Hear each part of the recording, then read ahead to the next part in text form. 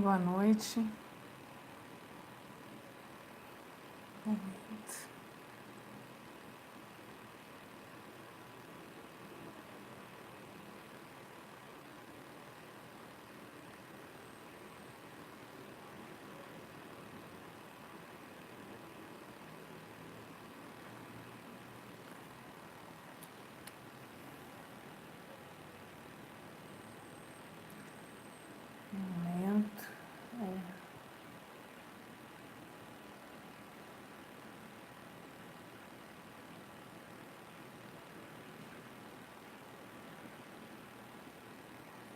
Boa noite, gente. Só um momentinho que eu estou transmitindo também aqui pelo Facebook e caiu a conexão. Se vocês puderem esperar um pouquinho, já vou entrar. Só um momentinho, por favor, para poder transmitir também.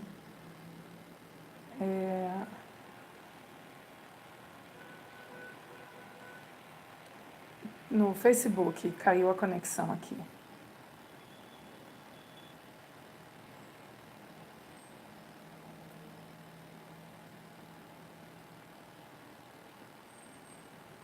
Ok, acho que agora vai.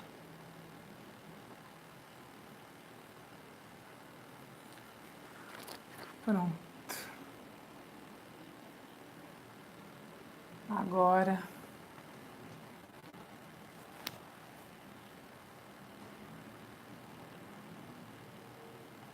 Agora acho que foi, gente.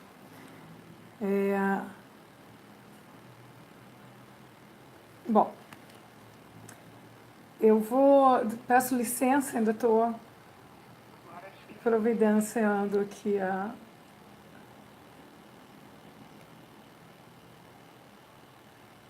é muito amador, né, gente? Desculpem, mas ossos do ofício.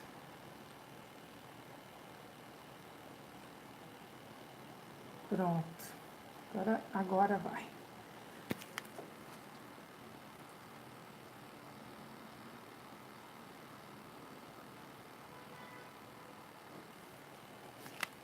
Bom, já tem algumas pessoas aqui acompanhando.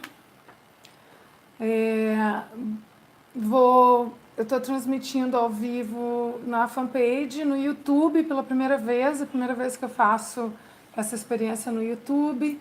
Então, em 2 câmeras diferentes, espero que funcione, mas eu só vou conseguir acompanhar as respostas na fanpage. Então, eu peço para que vocês mandem perguntas para a fanpage. Hoje eu vou vou procurar ser mais breve do que da última vez, né? E vou falar sobre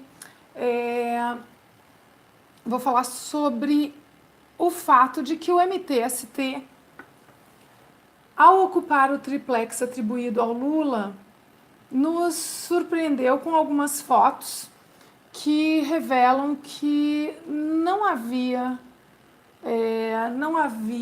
qualquer elevador privativo no apartamento do edifício Solaris.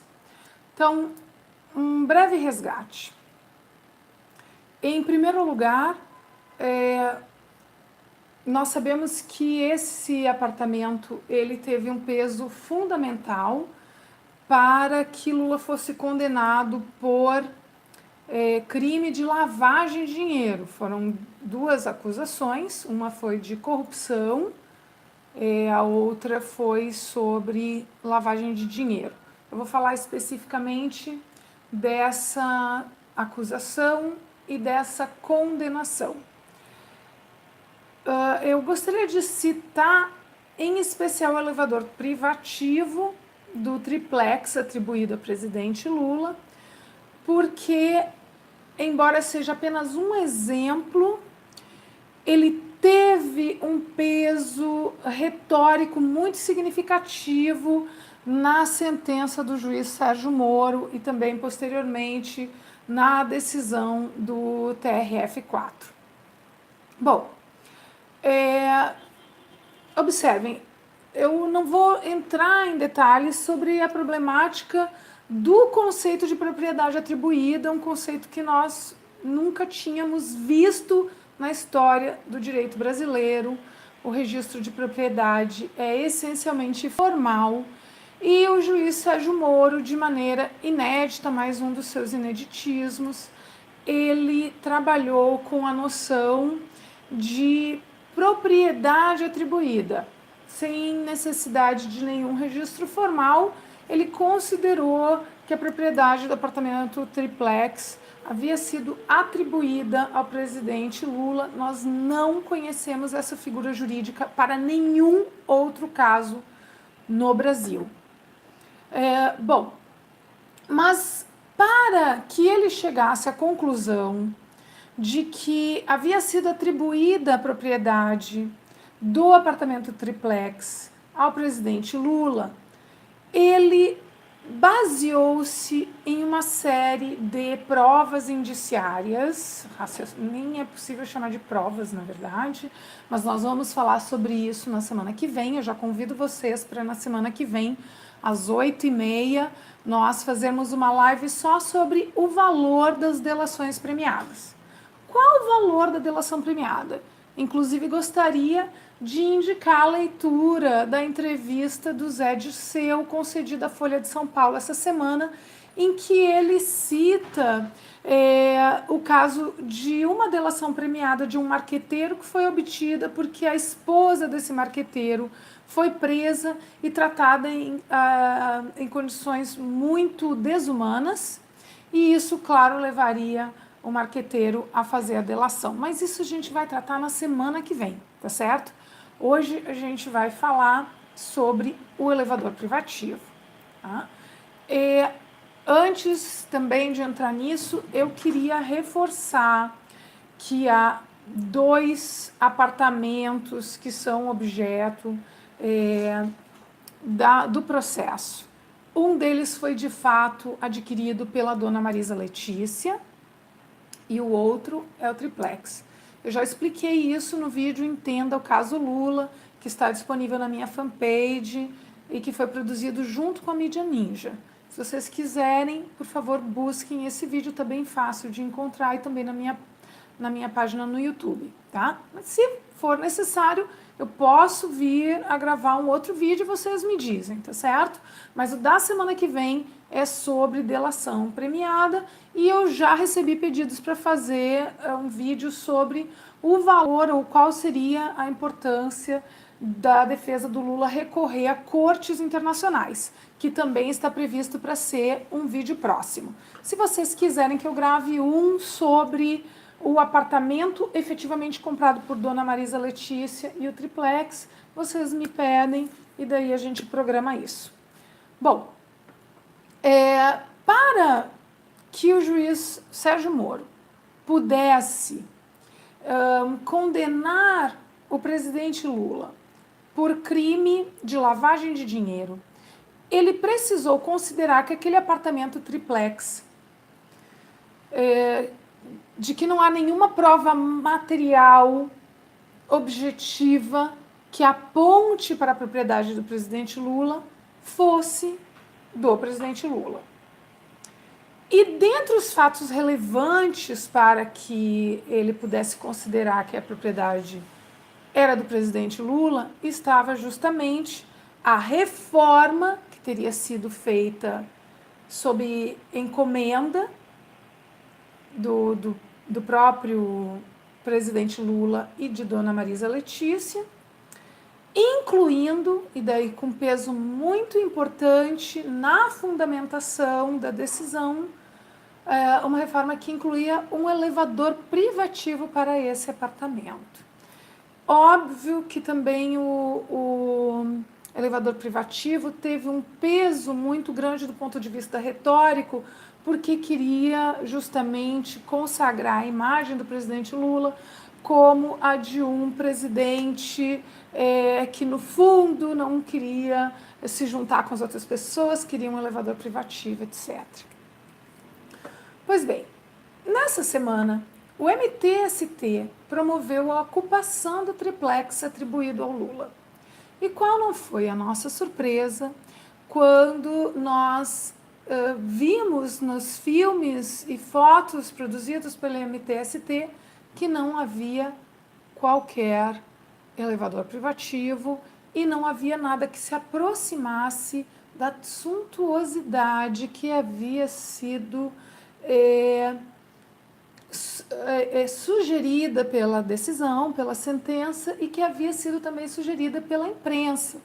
Inclusive o portal R7 publicou uma foto do suposto apartamento, que o apartamento seria extremamente luxuoso, e quando nós vimos as fotos e vídeos produzidos pelo MTST no momento da ocupação, nós vimos que não era rigorosamente nada daquilo, em especial não havia o elevador. Bom, chama atenção um trecho do depoimento da empresa contratada para fazer a reforma do apartamento.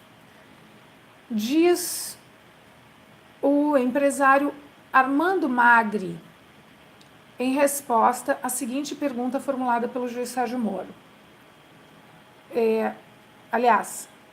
Em resposta à seguinte pergunta formulada pela defesa.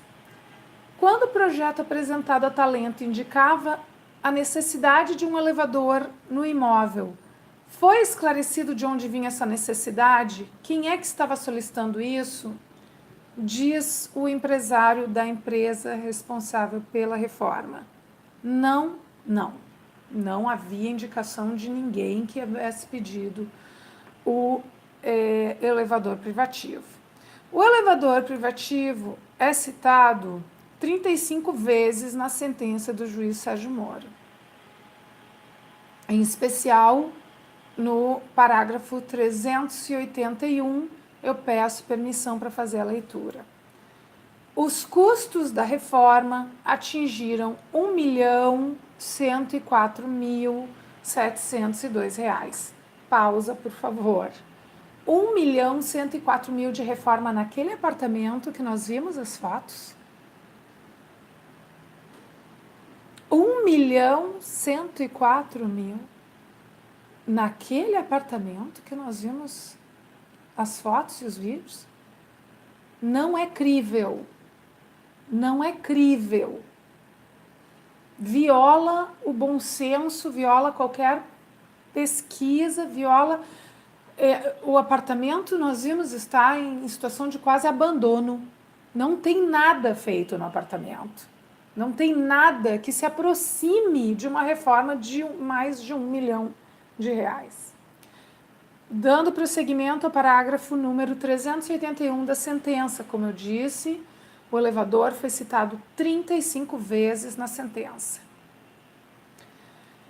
Incluíram a instalação de elevador privativo no apartamento triplex, cozinhas, armários, readequação de dormitórios, retirada da sauna, ampliação do deck da piscina, também não vimos nada disso. E até compra de eletrodomésticos, era o caso do fogão, que nós vimos lá, né? Teve até a gente que fez piada, né? O fogão Deco não é um fogão Brastemp, eu li na denúncia, o fogão Brastemp.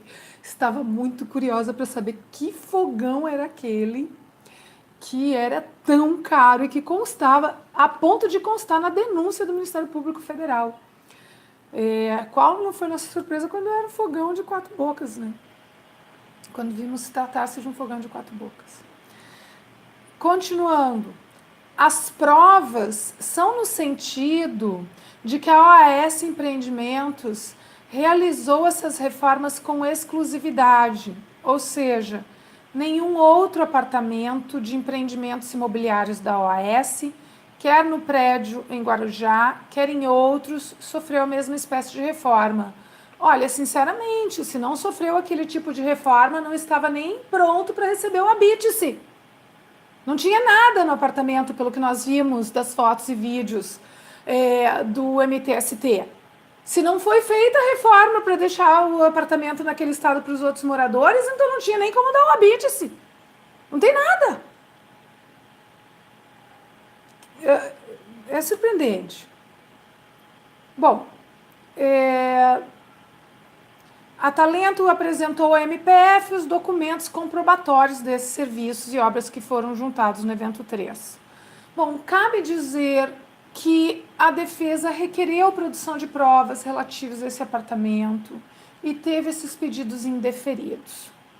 Bom, eu não podia deixar de gravar esse vídeo para dividir com vocês a minha consternação, porque se verificar que o apartamento triplex que serviu de base para a condenação do presidente Lula, que está já há 2 semanas preso, em condições indignas e desumanas, porque isolado dos demais, sem ter visitas autorizadas, como nós vimos essa semana no caso da visita de Leonardo Boff, que não foi autorizada. Ele está há 2 semanas, portanto, nessa situação desumana, com base numa condenação que se fundamenta em boa parte em fatos que nós vimos essa semana não serem verídicos. Pois bem, nesse caso, nós temos uma sentença fundada em prova falsa. E isso é muito grave do ponto de vista processual. Bom, se nós temos uma sentença que se funda em prova falsa, nós poderíamos, em primeiro lugar, e aí, calma, antes de vocês virem me dizer que não acreditam no judiciário, eu gostaria de dizer que eu concordo com vocês, com muita tristeza. Sendo professora de Direito há 21 anos, me é muito triste dizer que nesse momento eu também não acredito. Mas uma coisa é ter fé no judiciário. Outra coisa é se recusar a esgotar todos os recursos possíveis, tá? E explicitar ainda mais o golpe. Até porque nessa semana também, foi uma semana agitada, nessa semana também a senadora Gleisi Hoffmann foi acusada, nos pareceu uma piada, mas nós vimos que não, eles não estavam, é uma mentira, é claro, é uma fake news, mas ela foi acusada de ter convocado o Estado Islâmico para intervir no Brasil pelo simples fato de ter concedido uma entrevista à rede de TV Al Jazeera, denunciando a ilegalidade da prisão do presidente Lula.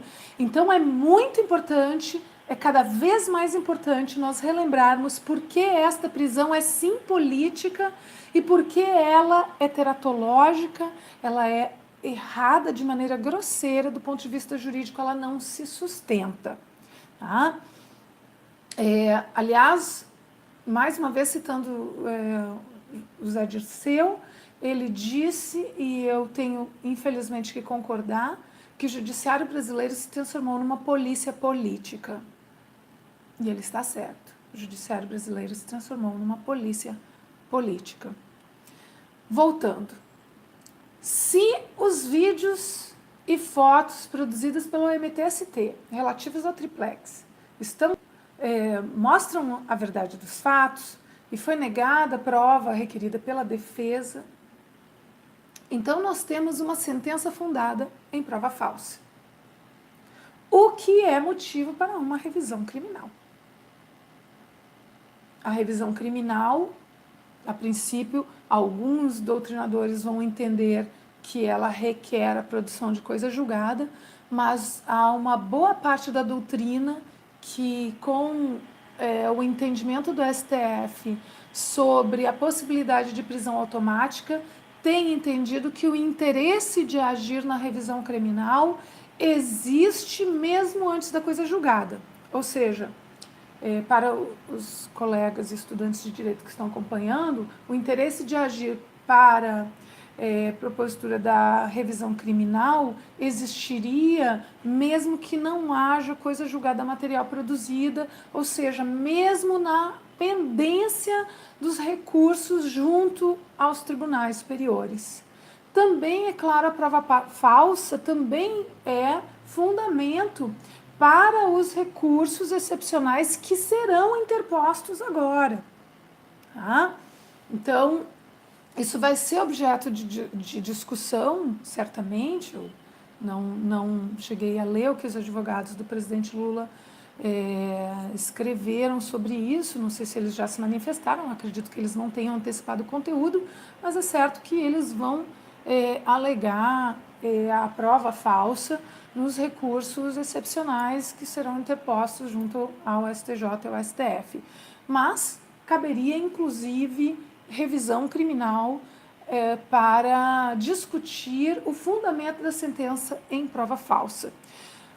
Bom, então o objetivo desse vídeo era chamar atenção para o fato de que aquele material audiovisual, aqueles documentos que foram disponibilizados para nós pelo MTST no dia em que ele fez a ocupação do apartamento triplex, eles são, sim, muito importantes do ponto de vista jurídico.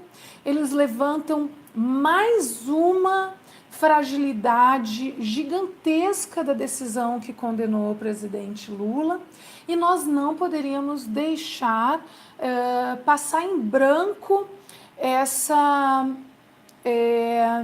esse fato de que não existe nem uma reforma que se aproxime daquele valor suntuoso de R$1.104.000, nem elevador privativo e nem outros luxos que foram descritos na sentença e que foram utilizados como fundamento de fato para se condenar o presidente Lula ao crime de lavagem de dinheiro. Então isso tem repercussão jurídica e tem que ser discutido, e é mais um elemento que demonstra que sim, o presidente Lula é preso político e que esse processo é simplesmente um simulacro, mas não obedece à legislação brasileira em vigor. Com isso, concluo, não sei quanto tempo se passou, eu tinha me proposto a fazer um vídeo mais curto, e lembro que na semana que vem nós vamos gravar no domingo às 20h30, na minha fanpage, Liana Cirne, e pela Mídia Ninja nós vamos gravar um vídeo sobre delação premiada. Qual o valor da prova? A delação premiada nem pode ser considerada prova, na verdade, ela é um indício. Qual o valor desse indício para uma condenação criminal? A gente vai discutir isso na semana que vem, domingo, 20h30, na minha fanpage, Liana Cirne, e na Mídia Ninja. Outras sugestões, gente, temas jurídicos que vocês queiram entender, deixem na minha fanpage, a gente vai buscando. O de hoje já foi uma sugestão, da delação premiada da semana que vem já foi sugestão também de outro participante. Vou tentar agora responder algumas dúvidas, está muito rápido, estou tentando. Vou tentar responder algumas dúvidas que foram feitas. Não, são centenas de comentários.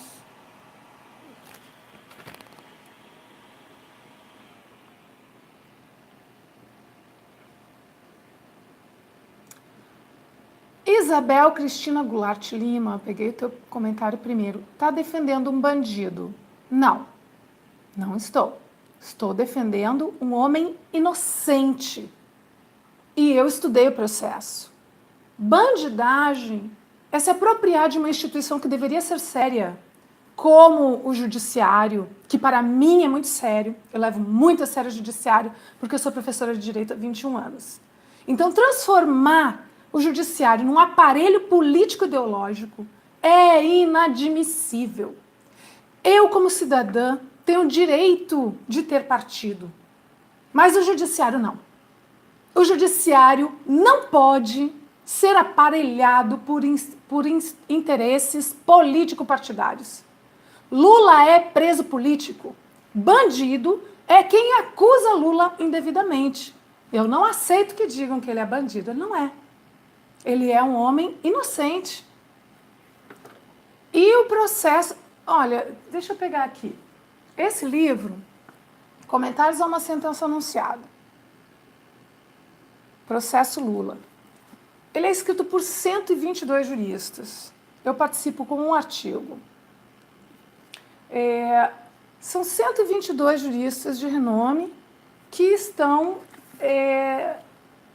discutindo os erros grosseiros da sentença condenatória do Lula. No mundo inteiro se reconheceu, a comunidade jurídica internacional reconheceu que Lula é preso político. E nós vamos continuar demonstrando os erros dessa decisão. O judiciário é uma instituição séria, ela é importante, ela é para a defesa de direitos. Não pode ser instrumentalizado dessa maneira. Muito bem.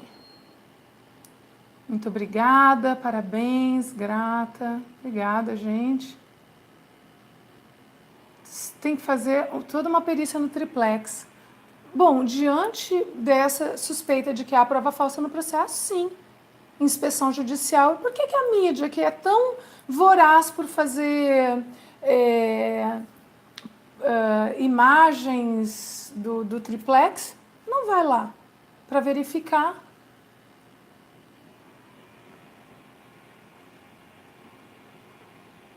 Bolsonaro 2018. Lamento por você. Aqui não temos espaço para fascista. Aqui temos... Não... Obrigada pelos esclarecimentos. Aqui, deixa eu ver, estou procurando.